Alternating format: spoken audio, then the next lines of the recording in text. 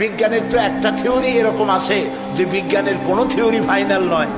বুদ্ধিজীবীদের কথাই ধরুন, Karl Marx বলেছেন মানুষ পেট সর্বস্ব জীব, আল ফ্রয়েড বলেছেন মানুষ সেক্স সর্বস্ব জীব, আবার ডারউইন এসে বললেন এগুলি তোমরা যা বলো একটাও ঠিক না, মানুষ মোটে মানুষই না। বলে মানুষ কি? মানুষ হলো বান্দর।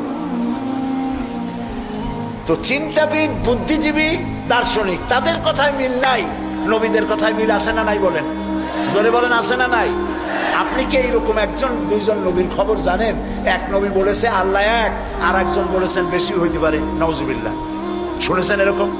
একজন বলেছে মৃত্যুর পরে আরেকটা জীবন আছে, কবর আছে, হাসর আছে, বিচার আছে, সিরাত আছে, মিজান আছে, বেহেশত আছে, দোজখ আছে। আর এক নবী বলছেন নাও থাকতে পারে। এরকম হয়েছে? হয় নাই।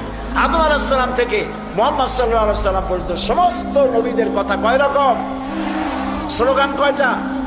সব নবীদের স্লোগান একটি, আর তাদের সবার কথা এক। কারণ তাদের কাছে যে কথা এসেছে একটি অফিস থেকে এসেছে। অফিসটা কার? চিল্লায় বলুন।